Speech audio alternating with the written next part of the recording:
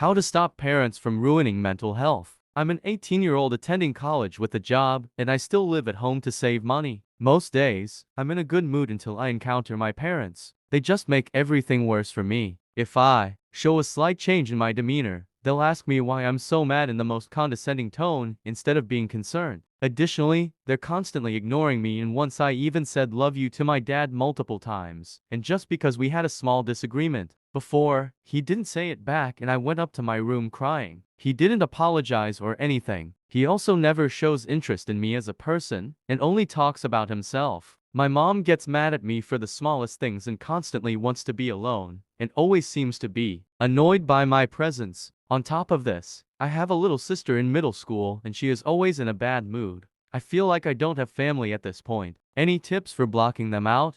My mother's husband acts like he has rights to see my daughter part to ... So this is part 2, and this is mostly to vent. So Stepmonster has really crossed a line. A long time ago I blocked him on all my socials and phone numbers. My cousin who is friends with him on F. Keep in mind, she's on my side. She screenshotted a post of his and sent it to me on Facebook Messenger. He was encouraging people to call CPS on me because I'm unstable and unfit. He leaked my phone number, so I'm trying to go get it changed. I have people blowing up my phone with phone calls and messages. Is there any legal action I can charge him for him leaking my number? Because I went to the magistrate to try to get a protective order and they said there's not enough evidence that I need a protective order. Now I have to go through the hassle of getting my number changed. I told my mother straight up, he is not to post about me anymore. He's not to try to contact people to communicate to me for him. Do not bring him up around me. No more communicating for him or no communication from him. I'm so mad because my phone number was personal. I changed it before, and I found out how he got my phone number. A family member gave it to him. My sister and cousin gave me a heads up that CPS may visit my house. How should I prepare my house for CPS? I always have a clean house. It may not be spotless, but it's pretty clean. I even have any medications put away and important papers in one place. So can anyone who had experience with CPS or is a CPS social worker tell me how I can combat this? Because now he's escalating and coming for my family. I don't understand how someone is so evil. Because he is not getting his way, he's acting like a man baby have a toddler tantrum. He has no control and it's driving him crazy. So I gave my mother an ultimatum. Either she puts a stop to him and his antics, or she won't be seeing me or my daughter again. If need be, I'll even offer her a divorce lawyer.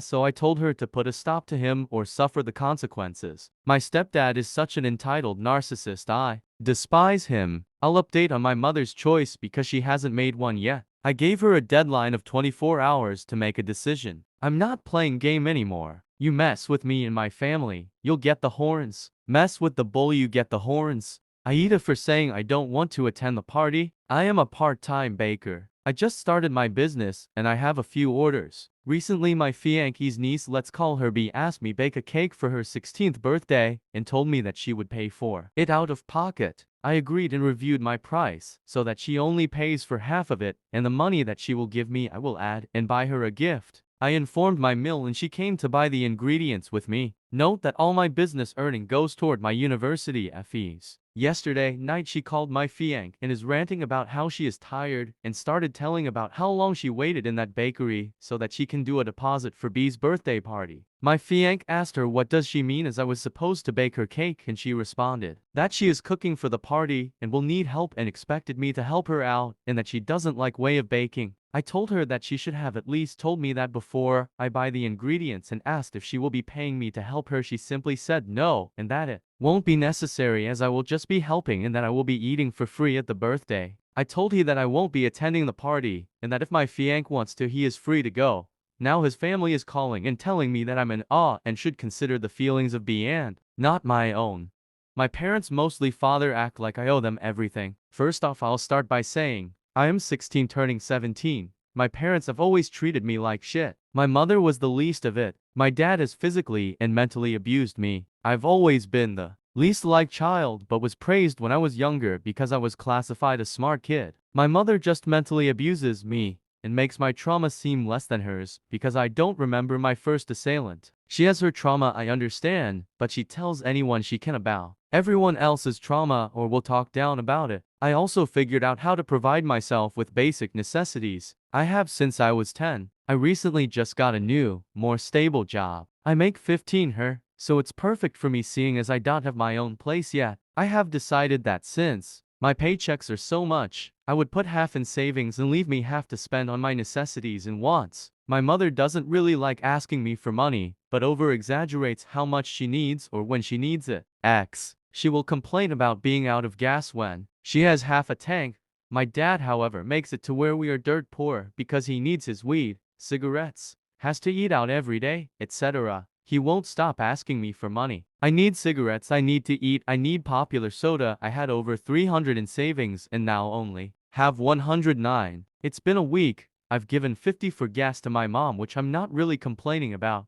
I'm learning to drive but can't legally yet, so she does drive me too, and from work the rest has gone to my father. Anytime I tell him no, he yells at me and belittles me. He also says you owe me for raising you and buying you all of your needs. He already emptied my college fund my dead grandma had saved for me. He stole 100 from my piggy bank when I was a baby, for weed. Like I said before, I've been figuring out how to supply myself with my basic needs other than some food since I was 10. I've even had to spend my money on my sisters, which has made them spoiled and entitled as well. They went to Vegas at the beginning of the year and emptied my savings, then they needed gambling money. They have always treated me like shit and now expect me to buy everything for them. They also told me if I don't do 2 chores, I'll have to pay almost 400 in rent, and any time I don't do a chore it's an extra $50 fee. I got upset and told them there's no way I'm gonna pay a $50 fee for not doing a chore. A $5 fee is reasonable but definitely not 50. I also told them I'm not paying for 100 in rent because when I'm never there, do I buy all my necessities anyway? 3 for 100 is over a fifth the rent, and their excuse for that is because they buy me shit all the time. I don't ask for things because I know it'll always be a no or you're so spoiled. My fagger has also said if I dare to go no contact after I leave the house, he will find me and break into my house to see his grandbabies. Also, whatever I spend my money on, they yell at me for like they bought it. I bought my forced Squishmallow. My sisters both have at least 2, and they yelled at me about how stupid of a purchase it was and that they would just burn it. I've successfully hid the Squishmallow from them, thankfully. I just am so done with it here. I understand this isn't entitled parents to theft extent of others, but I'm just fed up with it. I'm done with my dad immediately thinking all my money is his. I just needed a way to vent and get opinions being that I'm not allowed to have friends. Thank you for reading. Have a lovely day or night.